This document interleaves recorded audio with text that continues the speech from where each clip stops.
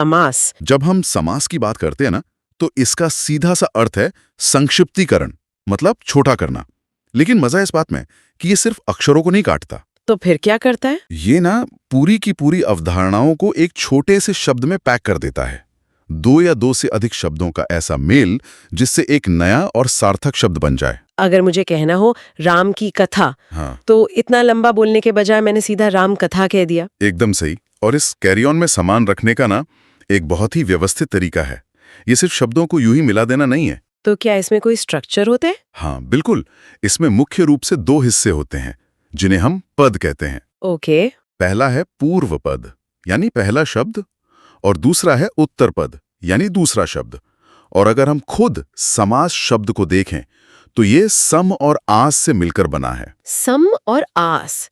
तो इसका मतलब क्या हुआ? इसका मतलब ही है दो शब्दों को इतने करीब लाकर बिठा देना कि उनके बीच की जो दूरी है और जो अतिरिक्त योजक चिन्ह है वो गायब हो जाएं। जैसे माँ और बहन को मिलाकर हमने बना दिया भाई बहन। या भी भाई बहन। बिल्कुल। अर्थ वही है, पर बोलने की रफ्तार बढ़ गई। मुख्य रूप से समास के 6 भेद होते हैं: अव्ययी भाव, तत्पुरुष, कर्मधारय, द्विगु, द्वंद्व और बहुव्रीहि। बाप रे, ये तो काफी सारे हैं। हाँ, पर हर एक का अपना अलग लॉजिक है जो तय करता है कि कौन सा पद प्रधान होगा। तो जरा इस लॉजिक को किसी एक उदाहरण से खोलकर समझाइए ना, ये असल में काम कैसे करता है? चलिए अव्ययी भाव समास को ही ले लेते हैं। ये बहुत दिलचस्प है।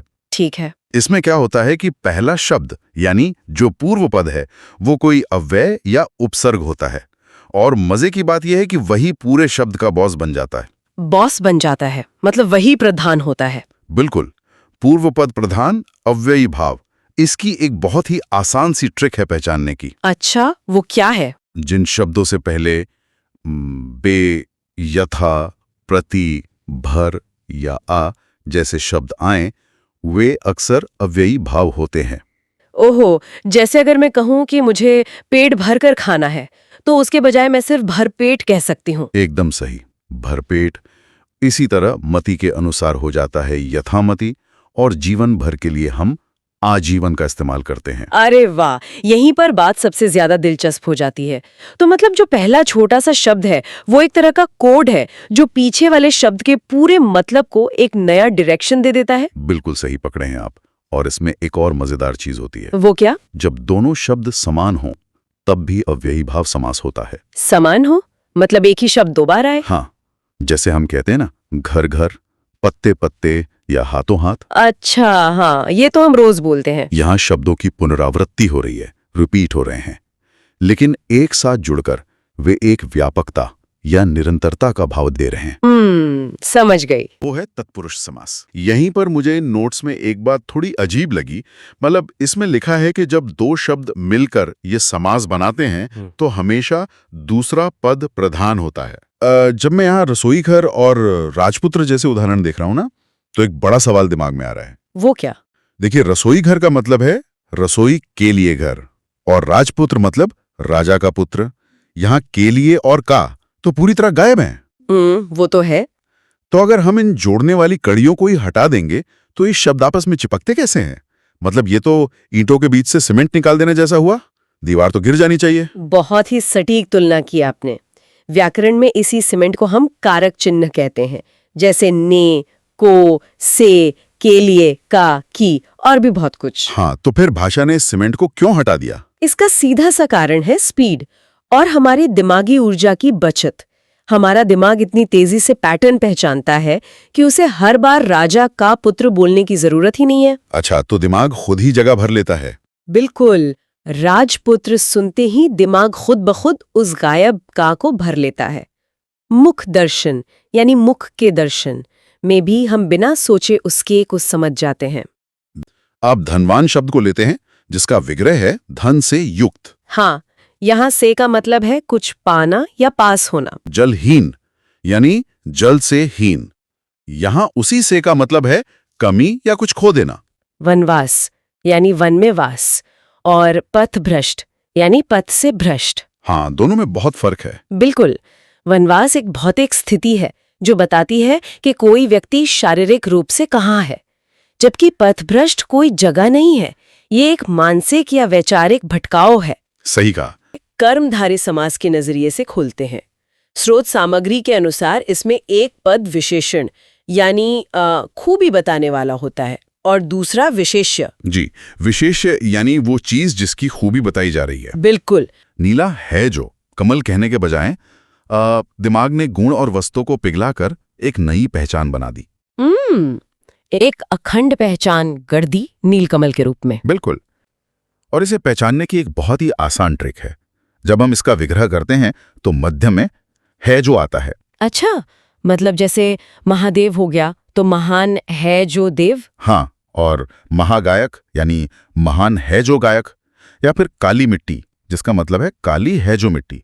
पीतांबर और श्वेतांकुर भी इसी के उदाहरण है ना? एकदम सही। पीत है जो अंबर और श्वेत है जो अंकुर। सुंदर नारी भी इसी श्रेणी में आता है। चंद्रमुख का उदाहरण है और वहां उपमान और उपमेय जैसे भारी भरकम शब्दों का जिक्र है। हाँ, वो व्याकरण का जॉर्गन है। इसे ऐसे समझते हैं, उपमान वो पैमाना या कहिए कि गोल्ड स्टैंडर्ड है जिससे तुलना की जा रही है। जैसे चंद्रमुख में चांद हमारा पैमाना हो गया। सही पकड़ा। और उपमेय वो है जिसकी तुलना हो रही है, यानी मुख। तो चंद्रमुख में दिमाग ने ये नहीं कहा कि मुख जो चांद के समान है, उसने सीधे उस पैमाने को वस्तु के साथ जोड़ दिया। बिल्कुल। एक तुरंत समझ में आने वाली छवि बना दी। द्विगु समास की ओर मुड़ती है। अगर हम इसे बड़े परिदृश्य से जोड़ें तो द्विगु समास वो है जिसका पहला पद संख्यावाची हो और दूसरा पद प्रधान हो। तो इसका असल मतलब क्या है?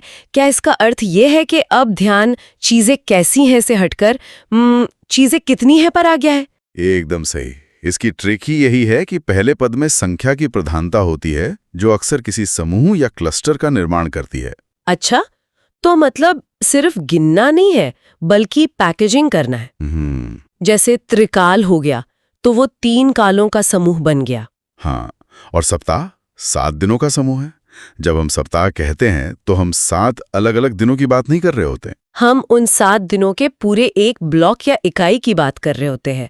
स्रोत में दिए गए त्रिफला के उदाहरण को ही देख लीजिए। बिल्कुल। त्रिफला 3 फलों का समूह है। वो 3 अलग अलग फलों की कोई सूची नहीं है, बल्कि एक स्वतंत्र और पूर्ण औषधि बन जाता है। अरे वाह! और नवरात्रि भी 9 रातों का एक सांस्कृतिक पैकेज है। जी। स्रोत में षड्मात्र यानी 6 माताओं का समूह और द्विमात्र यानी 2 माताओं का पुत्र का भी जिक्र है। तो संख्या यहाँ एक बाउंड्री खींच देती है जो उस समूह को एक नई पहचान देती है। एक तरफ तो हमारे पास द्वंद्व समास है जहां 2 शब्द पूरी तरह से समान दर्जे के साथ आते हैं, मतलब दोनों ही पद एकदम प्रधान या मुख्य होते हैं। मेरा मतलब है, अगर मैं कहूँ राम लक्ष्मण या भाई बहन, तो जो शब्द पहले बोला गया हमारा दिमाग स्वाभाविक रूप से उसे ज्यादा अहमियत देगा, है ना? कोई तो पहला होगा ही।